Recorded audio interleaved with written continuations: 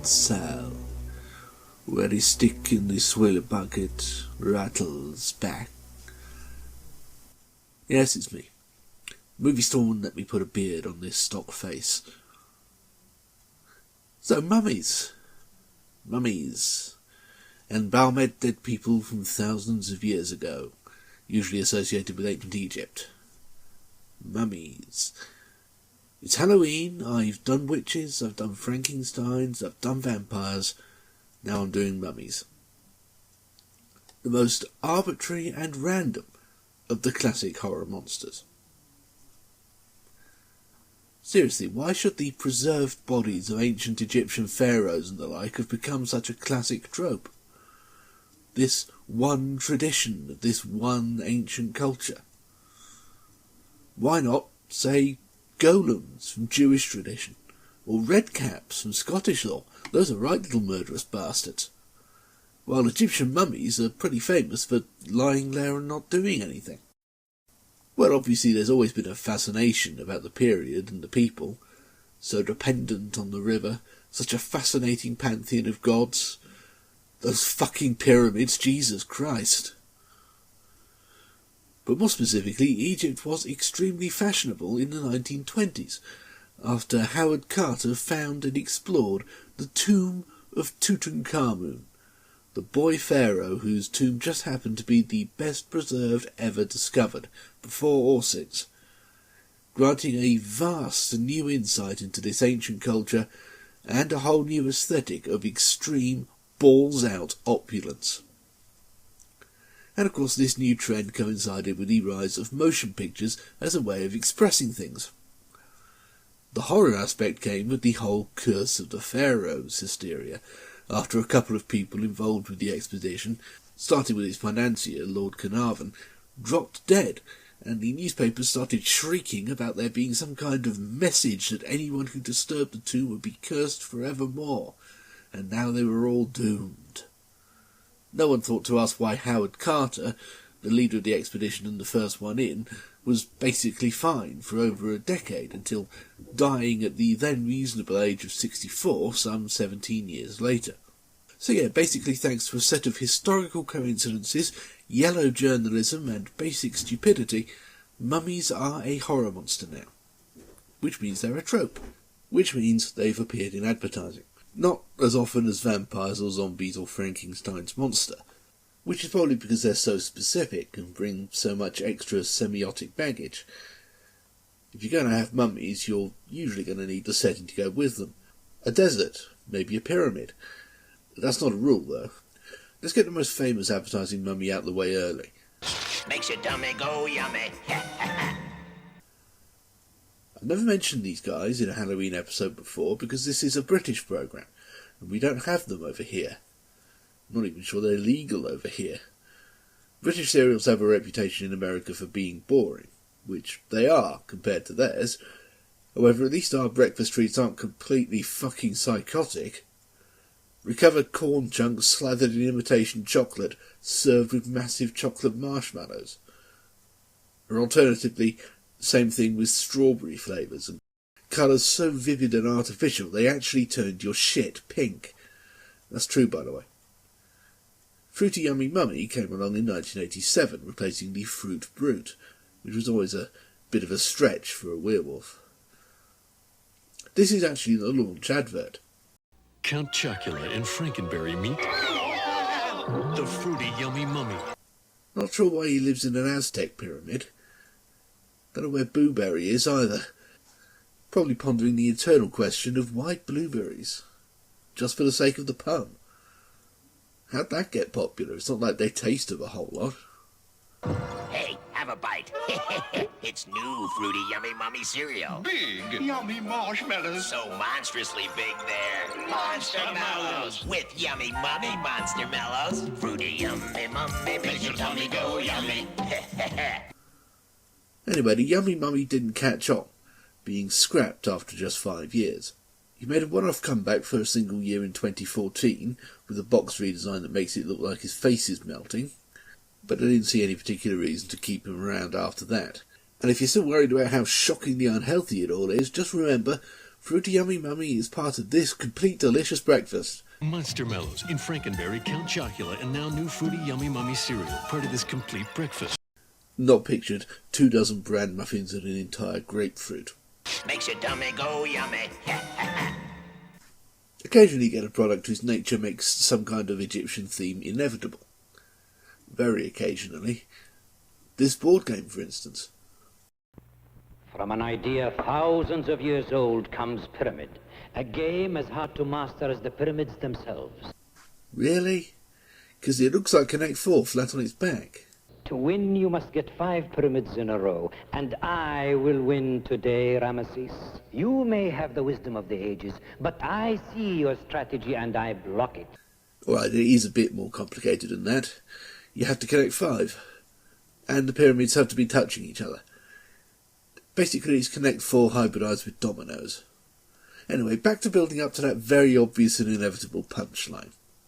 My brain is vibrant, whilst yours is mummified. 5 pyramids! You've beaten me! Mm-hmm. Ugh. Don't do that again. Pyramid, as hard to master as the pyramids themselves. If that's too old school and tenuous for you, how about this? Now, from Milton Bradley, a weird game, Voice of the Mummy. Yeah, it's basically snakes and ladders to pyramids dominoes, but the gimmick is better. There's a set of 40 recorded voice commands on a mini record player with a randomised needle. Press the button. From within the tomb, the mummy speaks. Look out! The unholy snakes of Amen reach from below. Move up 1 level. Each player tries to capture the sacred scarab. He who collects the most jewels wins. 20 on one side, and then once one of the players has made it to the top and captured the scarab or whatever, turn the record over for more. It's just the right side of being too much like hard work. At least it was in 1971. The Voice of the Mummy, the electric sound game from Milton Bradley. And then, of course, there's Terry's Pyramint. There was a minor arms race for interesting adult-oriented chocolate treats in the 80s. Terry's were already winning with the chocolate orange, and in 1987 it was joined by an even gimmickier treat. A big old pyramid of dark choc with minty fondant, like an extruded after 8. And obviously once you've chosen that shape, the advert more or less makes itself. Meeting archaeologists can be murder. So afterwards, I like to relax with something that's got a great future. New Terry's Pyramint. Oh, it looks a bit like my house, except it's Terry's delicious dark chocolate filled with cool mint cream. I can't think of a better way to unwind. New Terry's Pyramint, Mummies and Daddies love 'em. Why Leslie Phillips and Kenneth Williams, I don't know. In fact, this might be the last work Williams ever did for television. He died in April of 1988, mere months after launch.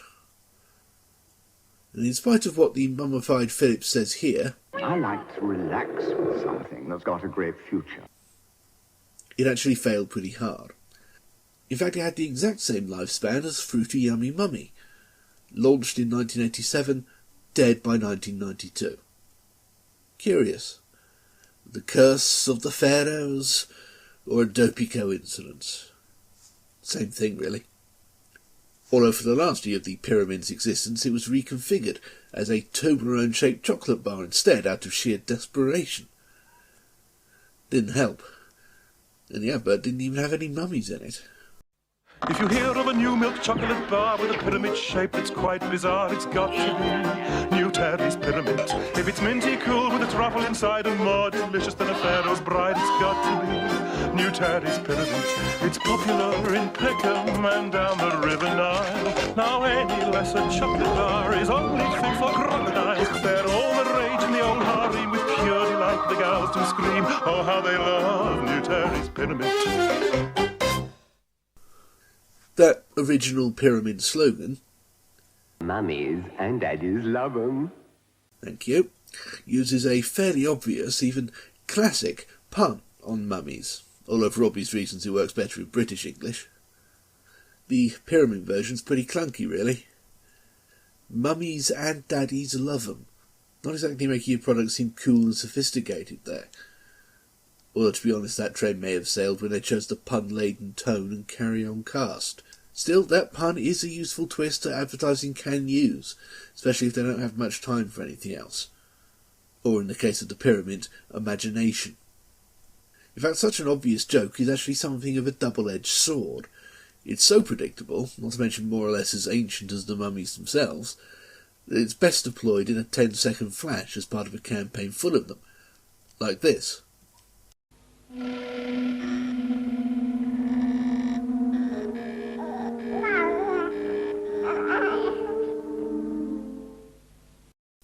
This actually pulls it off surprisingly well, all things considered. It's played surprisingly straight. The mummy's not just a stuntman in plaster of Paris bandages. It looks properly old, and its movements are properly creaky. And the pun is delivered mostly through implication. They didn't have to go to that much trouble for this thing's sake, but it's nice that they did. Talking of playing the concept straight, the straightest I can find is oddly enough for a snack food, and stars a celebrity.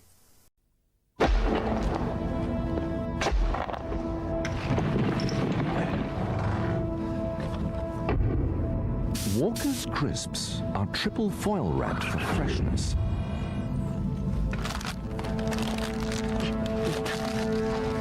So they keep that just cooked taste a little bit longer.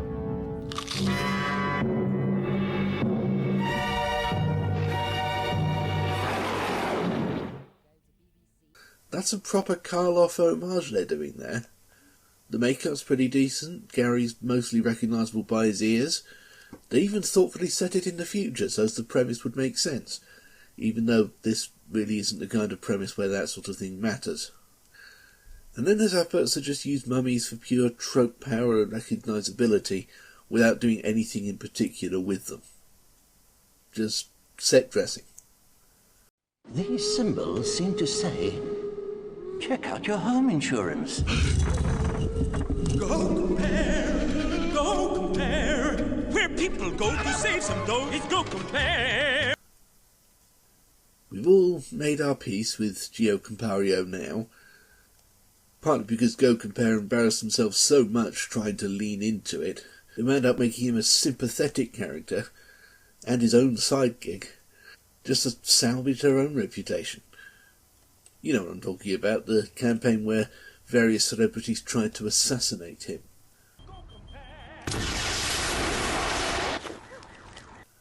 And that probably wouldn't fly in this day and age either. Anyway, this thing with the mummies is before that. This is from the original campaign that irritated a nation so much they actually accepted those meerkats by comparison. So waste no time, go online, go compare. You might be raving about the sizing, and you'll thank your stars that you went to Go Compare. Who's that figure? Mommy! Go Compare! As you can see, no reason for the Egyptian trappings at all. Might as well have been anything, and indeed it basically was throughout this campaign. What trope haven't we dropped Geo into yet? Egypt, fine, go with it. This one's similarly arbitrary, but at least it has a joke. One that relies on the mummy's physical attributes, even. Now it's your turn. What were a lot of mummies before they were mummies? Your time begins now. New printed fun Pop-Tarts for kids. Can't stop, won't stop. DDD gasoline. Try again. Over 200 questions now printed on Pop-Tarts. Oh snap, Toastbot taking you to school. Yum. New Trivial Pursuit Pop-Tarts. Bring some fun to the table. Toastbot, you're a dick. Ultimately, among all the horror icons, mummies are probably the most likely to get forgotten about or skipped. Perhaps because it's so arbitrary that they're horror icons at all. A random act of history making a monster out of a funerary tradition of a subset of ancient kings. It was kind of a surprise when Universal launched their Dark Universe reimagining of their monster franchises with a new take on the mummy, instead of, say, Dracula or Frankenstein's. Until people saw it and learned that both the film and the shared universe were such committee-driven hot messes, they might as well have started with Abbott and Costello Meet the Carpet Fitter. Also, what's going on with Tom Cruise's face? David Miscavige, you need a new Messiah. Also, where's your wife at? So anyway, all that being the case, it's nice to see this come along in the past couple of weeks for Burger King's Halloween promotion.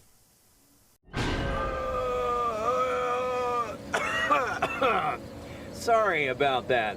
We'd like to try the monster menu. The monster menu at BK is frightfully fun for families of all kinds. You rule. See, they're not forgotten. Hang on, mozzarella fries? As in deep-fried strands of cheese? Did we send more Scottish people over there than we realise? I'm going to leave you with this, an advert from Pakistan for their main mobile network, Ufone.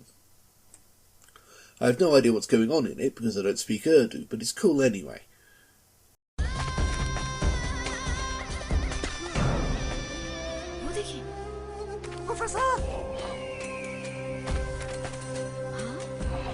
ये mummy है आपकी ये हजारों साल से इसी तरह अपनी नींद सो रही है उठो बेटा घर पे मेहमान आए हैं उठो तुम लोग कुछ भी कहो ये नहीं उठेगी अच्छा देखते हैं तुम्हें पता है यूफोन से अब सिर्फ ₹2.99 में करें जितनी मर्जी लंबी कॉल और ये ऑफर है अभी 24 घंटे की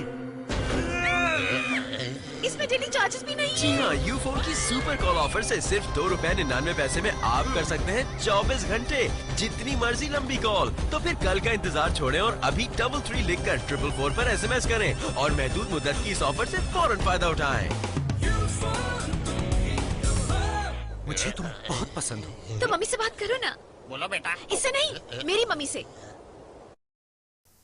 And now I return to the sleep of the dead for another 1,000 years. If I miss the alarm, it's cool, just leave me alone.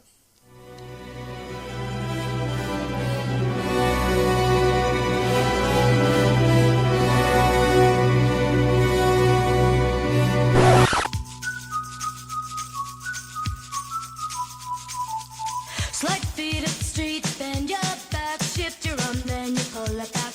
Legs hard, you know. On a Cadillac.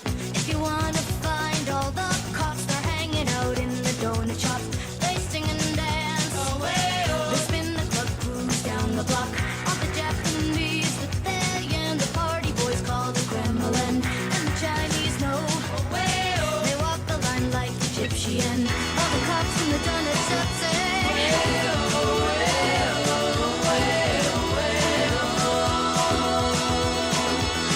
Walk like an Egyptian.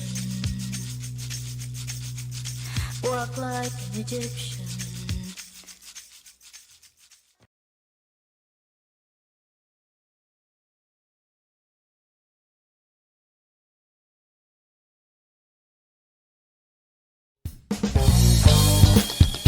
You just sat through a Bob the Fish production. Nice! If you haven't already, you absolutely must check out bobthefish.org.uk. Literally hundreds more videos not unlike that one, adding up to days worth of entertainment and all absolutely free. But if you're not a cold-hearted skinflint, you can always support us on Patreon. For as little as anything at all, you can make programs like the one you just watched possible in the first place, and become eligible for bonus material such as glimpses of the book I'm writing about the BBC, monthly riffings on random commercial breaks, the complete archives of the angry political satire magazine Two Sons, and even the odd very occasional bonus video essay unavailable anywhere else. If nothing else, you should prevent me from starving and or freezing to death in the foreseeable future, so that'll be nice. No pressure or anything. bobthefish.org.uk. You make it what it is.